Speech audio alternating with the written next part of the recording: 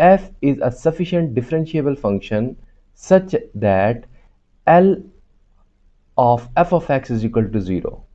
क्या मतलब कि अब ये जो L है ये डिफरेंशियल ऑपरेटर है, वो डिफरेंशियल ऑपरेटर लीनियर ऑपरेटर है, यानी कि वो डिफरेंशियल ऑपरेटर D खाली भी हो सकता है, D स्केयर भी हो सकता है, वो D माइनस टू, ये सारे के सारा एक ऑपरेटर है, ठीक है, which is equal to L, या ये which is equal to L, या ये which is equal to L। अब हम ये कहते हैं कि अगर ये L अप्लाई करें एक ऐसे फंक्शन पे जो के डिफरेंशिएबल है, पहले से डिफरेंशिएबल का मतलब यह है कि उसका डेरिवेटिव एग्जिस्ट करता है। अब क्योंकि L डिफरेंशियल ऑपरेटर है तो डेरिवेटिव एग्जिस्ट अगर फंक्शन का करेगा तभी उस पर अप्लाई होगा ना। ऐसा तो नहीं है कि आपके पास फंक्शन हो और उस पर L अप्लाई ना हो सके तो हम उस फंक्शन को कंसीडर करें, ऐसा तो नहीं हो सकता ना। मिसाल के तौर पे आप एक साइकिल है जो पैडल से चल रही है, ठीक है, उसमें आप कहें कि नहीं जी इसमें पेट्रोल क्यों नहीं डल रहा। अब जो आपके पास फंक्शन है वो अगर डिफरेंशिएबल फंक्शन है तभी हम उस पर एल अप्लाई कर सकते हैं ना, यानी उसका डेरिवेटिव ले सकते हैं। ओके, अब आगे सुने।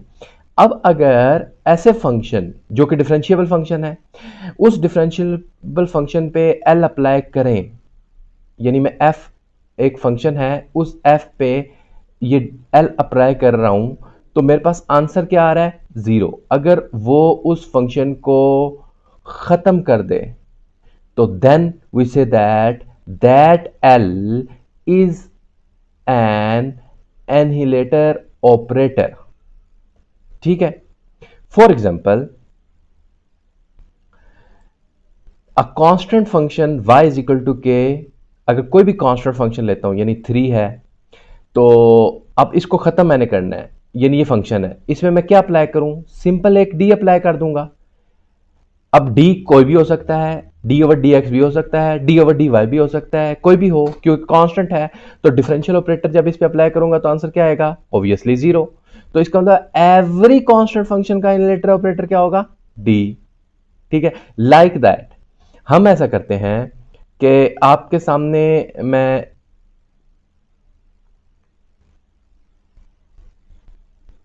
एक और फंक्शन कंसीडर कर रहा हूं, से 7x स्क्वायर प्लस 8, ठीक है। अब इसको क्या चीज खत्म कर सकती है, यानी ये एक फंक्शन है, इसमें कौन सा ऑपरेटर अप्लाई करूं तो ये 0 के इक्वल आ जाए। उससे पहले हम सिंपल x को देखते हैं, x को कैसे खत्म किया जा सकता है। देखिए जैसे मैंने भी बताया कि कांस्टेंट है तो कांस्टेंट पे जब आप d अप्लाई करेंगे तो ये 0 हो जाएगा। अब x पे मैं क्या अप्लाई करूंगा, डी स्क्वायर अप्लाई करूंगा, तो क्या होगा, पहला d, इसी तरह दूसरा d जब x पे अप्लाई कर देंगे तो क्या होगा, d ऑफ 1, और 1 का डेरिवेटिव लेंगे तो 0। लाइक दैट जब आपके पास 7x स्क्वायर प्लस 8 है तो इसका डिफरेंशियल ऑपरेटर क्या होगा, d पावर 3, ये इस पे अप्लाई करूंगा तो मेरे पास आंसर आएगा 0। तो अभी आपने फोकस इस बात पे करना है कि किसी भी फंक्शन का जो इनलेटर ऑपरेटर है वो क्या होता है। अगर कांस्टेंट है, कोई भी कांस्टेंट है, तो उसका इनलेटर ऑपरेटर क्या होगा, डी, जो उसको उस फंक्शन को खत्म कर। इनहिलेट का मतलब होता है, इनहिलेट का मतलब होता है आपने उस फंक्शन को खत्म करना है, 0 करना है। और कांस्टेंट को क्या चीज खत्म कर सकती है, डी, यानी डी ओवर डी एक्स या डी ओवर डी टी जो भी है। अच्छा, एक्स को क्या खत्म कर सकता है, गौर करें, सीक्वेंस देखें, मैं सीक्वेंस समझाना चाह रहा हूं। एक्स को क्या खत्म कर सकता है, डी स्क्वायर। देखें डी 2 की बात जब हो रही थी तो एक्स की पावर क्या थी, 0। तो 0 अगर x की पावर होगी, यानी वेरिएबल की पावर जो इंडिपेंडेंट वेरिएबल है उसकी पावर अगर 0 होगी तो उसको कौन सा ऑपरेटर खत्म करेगा, पावर 1 वाला। और जब पावर फंक्शन की पावर 1 होगी तो उसको कौन खत्म करेगा, ऑपरेटर का जो कि पावर से एक ज्यादा है, यानी डी स्क्वायर। इसी तरीके से 7x स्क्वायर है तो उसको कौन खत्म कर रहा है, d3। तो एक सीक्वेंस हमें पता चल गया, और वो सीक्वेंस क्या है, तो सीक्वेंस क्या बनता है कि जो भी वेरिएबल क्वांटिटी होगी उसकी जो भी पावर होगी तो उसका ऑपरेटर क्या होगा, उस ऑपरेटर की पावर एक ज्यादा। तो इन जनरल अगर हम बात करें तो ये आता है a differential operator d raise to power n। देखिए differential operator d raise to power n annihilates each of the following function, यानी कि dn है तो 1 को भी ये खत्म कर देगा, x को भी, x स्क्वायर को भी, up to so on. n क्या है आपके पास? पार है, ठीक है। या दूसरे अल्फाज में ये देखें कि वो उसका ऑर्डर है डिफरेंशियल ऑपरेटर का। जैसे मैंने अभी आपके पास सीक्वेंस बनाया था कि अगर 1 होगा, सिंपल 1, तो 1 को कौन चीज खत्म करेगी? d। अगर x है तो अब x की पावर क्या है? 1, तो इसके लिए क्या यूज करेंगे? D square. और इसी तरीके से अगर आपके पास बात हम करते हैं, और बात हम ये करते हैं कि हमारे पास जो फंक्शन है वो एक्स स्केयर है, तो इसको कौन खत्म करेगा? d3 up to so on. X raise to power n minus 1 को कौन खत्म करेगा? dn। ठीक है, तो ये कुछ ऑपरेटर्स हैं जो के डिफरेंशियल ऑपरेटर कहलाते हैं, या इनको डिफरेंशियल ऑपरेटर से बढ़ के हम बोलते हैं इनहेलेटर ऑपरेटर, जो कि हमने हर जो टाइप है उसके लिए फाइंड आउट करने ज़रूरी है। ये चीज़ आपको समझ आ गई।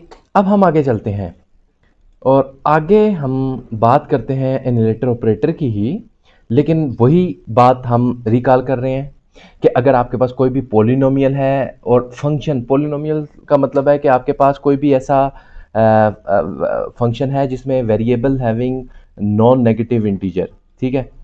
तो अगर इस तरह की कोई भी चीज़ है तो उसका जो इनलेटर ऑपरेटर क्या होगा? वो D raise to power n होगा। अब एन हमें कैसे पता चलेगा? आपने पोलिनोमियल को देखना है कि उसकी हाईएस्ट डिग्री क्या है, हाईएस्ट डेरिवेटिव क्या है उसका, हाईएस्ट डिग्री। तो जो भी हाईएस्ट डिग्री होगी उससे एक ज्यादा ले लें, वो आपका एन हो जाएगा।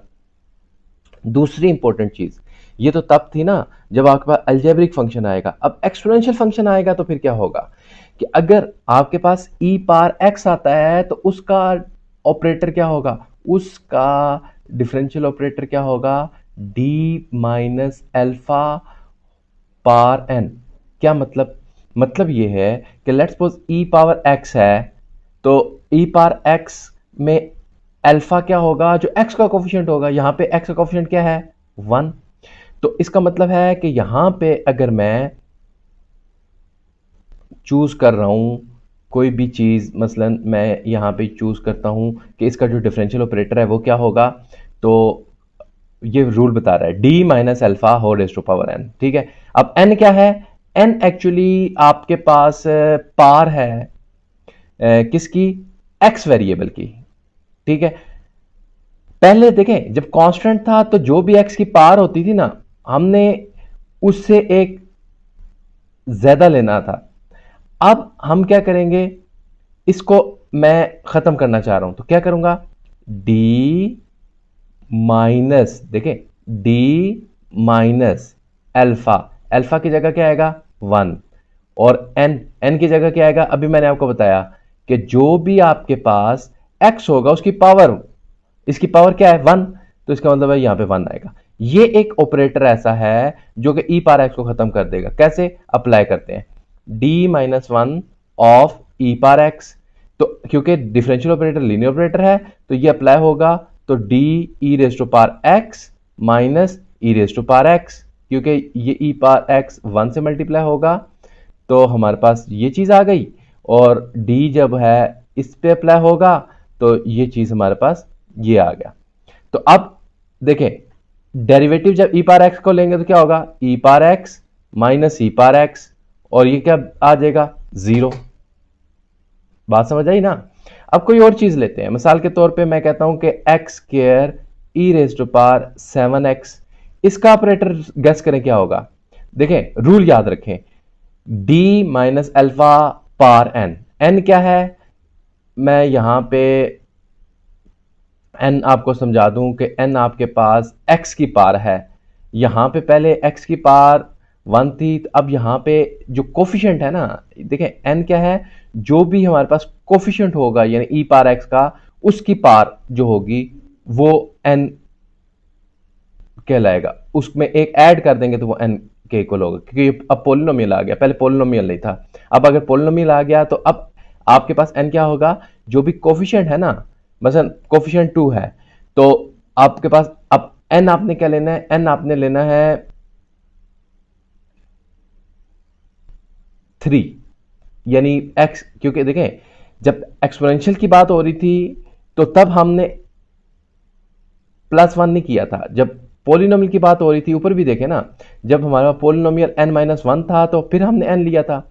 अब इस केस के अंदर हमारे पास जब पोलिनोमियल की पावर 2 है तो हम n क्या लेंगे, 3 लेंगे, तो क्या होगा d माइनस अल्फा, अल्फा क्या है यहाँ पे 7, ठीक है, पार क्या आएगी यहाँ पे 3, ठीक है, x square e raise power 7x। तो इसको अगर आप अप्लाई कर रहे हैं, यानी कि मैं पहले इसको ओपन कर लेता हूँ d3, या एक काम कर लेते हैं ना, पहले हम ऐसा कर लेते हैं कि d-7 को एज इट इज रहने देते हैं, और d-7 को अप्लाई करते हैं x square e raise power 7x पे। तो जब इस पे अप्लाई करेंगे तो जो भी आंसर आएगा दोबारा